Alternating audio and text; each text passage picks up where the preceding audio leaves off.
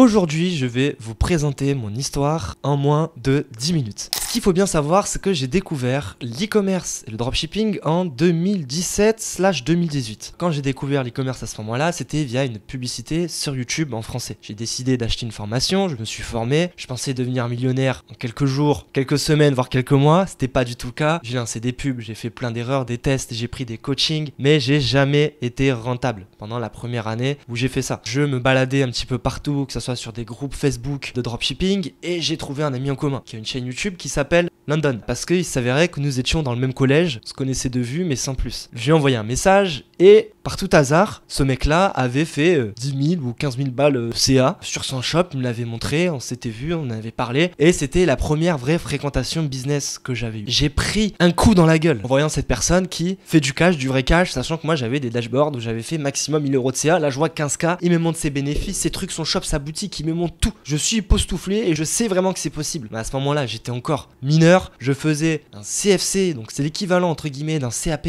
en France, mais du coup je faisais ça en Suisse, donc je faisais un CFC d'automaticien et je travaillais en même temps dans une entreprise qui s'occupait de gérer les pompes à caca, principalement dans les égouts de Genève et les alentours. Donc j'étais en alternance, ça se passait plutôt bien, mais j'avais réellement envie de faire du cash en e-com, de voyager dans le monde entier et que plus personne me casse les couilles. Avec ce fameux London, nous avons commencé à nous parler de plus en plus, à accrocher, à se voir de plus en plus, toutes les mois, toutes les semaines, tous les jours, jusqu'à un moment où on allait même travailler ensemble dans des cafés à Genève. Et on parlait de voyage, lui qui avait déjà voyagé, et il me disait faut qu'on se casse, faut qu'on bouge d'ici. Mais moi j'avais pas de business qui tournait, ok j'avais un peu d'argent de côté grâce à mon travail en Suisse. Il me disait faut qu'on se casse, faut qu'on se casse, faut qu'on se casse, faut qu'on se casse, faut qu'on se casse. Mais moi à ce moment-là il me restait que 3 ans ou 2 ans d'études. Et même avec ma famille c'était compliqué de leur dire bah voilà papa, maman, demain j'arrête les études, je me casse à l'autre bout du monde, je tente un truc, on n'est même pas sûr si ça va réellement marcher, même si personnellement je suis à fond dedans et j'y crois. Et au final, après avoir réellement convaincu principalement mes parents, je pose ma lettre de démission à l'école et je pose ma lettre de démission chez mon employeur. À 18 ans, pile, je me retrouve déscolarisé, sans diplôme, sans rien, uniquement le brevet des collèges que j'avais obtenu en France. 3 mois plus tard, avec London, on est dans un avion direction la Thaïlande, plus précisément Chiang Mai. Donc on arrive à Chiang Mai parce que c'est une ville qui est réputée pour avoir énormément de digital nomades. Nous on s'est dit digital nomade, on va rencontrer des personnes qui travaillent en ligne, qui bossent, et la première année, même les 2 premières années, c'était plus des années de vacances que réellement de travail. Oui j'ai travaillé mais c'était trop bien. Je faisais 2-3 000 € de profit, tac, j'ai arrêté de bosser, je vivais pendant 2-3 mois à Chiang Mai. Dès que j'avais plus d'argent, je refaisais un petit peu d'argent et je recontinuais. Mon business, il faisait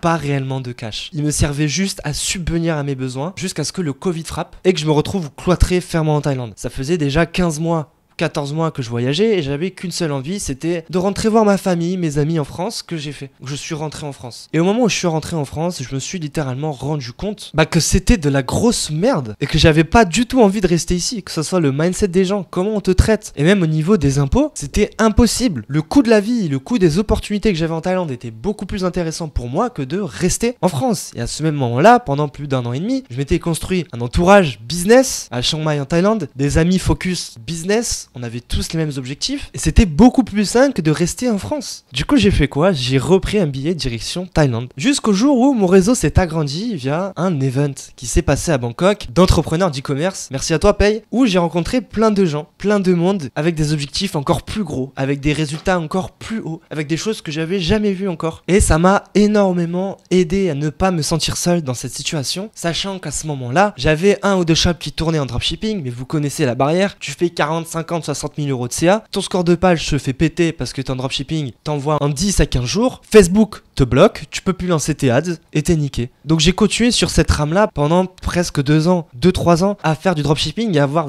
de l'argent, des shops, jusqu'à ce que ça casse et ça retombe. Je vous parle même pas du nombre de comptes Facebook personnels à moi ou même des comptes achetés qu'ils ont sauté parce que le client n'était pas satisfait. Jusqu'au jour où, avec mon associé Clément, on s'est retrouvé exactement dans la même situation. C'était un ami à moi où on faisait régulièrement des appels, on se partageait nos conseils. J'avais rencontré ce fameux meet-up. On avait un petit peu le même parcours en fait. On arrivait plus ou moins en même temps en Thaïlande, on lançait des shops, on se faisait bloquer les scores de page Facebook ou les processeurs de paiement et on parlait ensemble, si vous voulez, de pas mal de cash on delivery, de paiement à livraison. On savait que c'était quelque chose qui existait, on savait que ça pouvait être potentiellement une dinguerie et on s'est dit viens, viens on essaie de lancer un shop ensemble. On teste ça, on regarde ce que ça donne et on verra par la suite si ça vaut le coup ou pas de continuer. Donc on a un petit peu creusé et on a juste lancé un testing de base, ou si vous voulez, on a juste désactivé le paiement par carte et activé le paiement à la livraison sur Shopify. Donc ça restait techniquement du dropshipping, le site était pareil, les pubs étaient pareilles, juste au niveau du moyen de paiement, c'était différent. Je crois qu'on a lancé 10 € en pub. On lance 10 € en pub.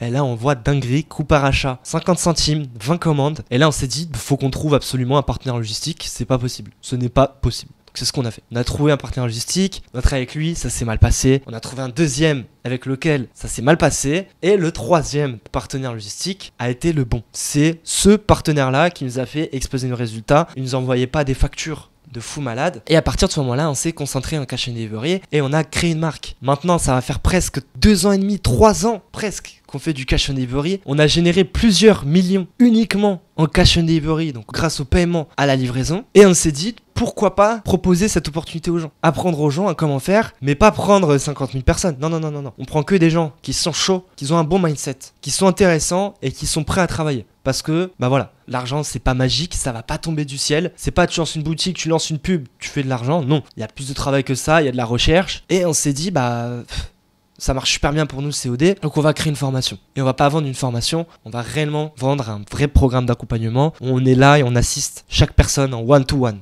Une par une, avec des calls, etc.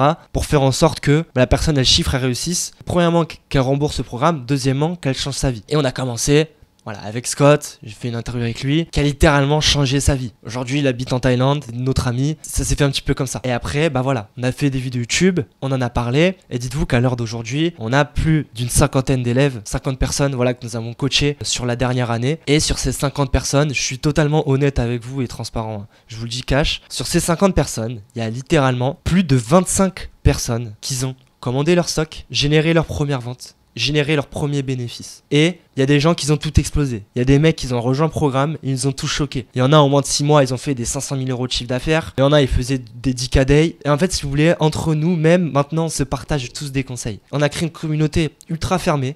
On n'accepte pas des bons à rien, des gens qui servent à rien. On prend que des gens ultra chauds et le taux de réussite de notre programme, il est juste incroyable. Et sur cette dernière année, on a fait que de doubler le prix parce qu'il y a trop de demandes et on veut vraiment que des gens ultra qualifiés. Voilà un petit peu mon histoire. Ce qu'il faut savoir aujourd'hui, c'est que ça va faire 6 ans que j'habite en Thaïlande. Je suis arrivé à l'âge de mes 18 ans, aujourd'hui j'en ai 24. Avec mon associé, nous avons généré plusieurs millions d'euros de chiffre d'affaires en ligne. Tous les deux, on est partis de rien, c'est la vérité. Ma famille, elle est pas millionnaire, sa famille non plus. Et un des meilleurs conseils que je pourrais vous donner, c'est juste croyez en vous, foncez. Alors certes, le dropshipping a changé notre vie, mais c'était que des galères. Mais le cash and delivery, c'est un autre level. Donc voilà, si vous êtes intéressé à en savoir plus, j'ai sorti une petite vidéo gratuite juste en dessous qui vous explique exactement, détail et étape par étape, ce que peut faire le cash and delivery et ce qui peut réellement vous apporter dans votre vie et surtout comment le mettre en place. Alors si t'es intéressé, n'hésite pas à aller regarder cette vidéo.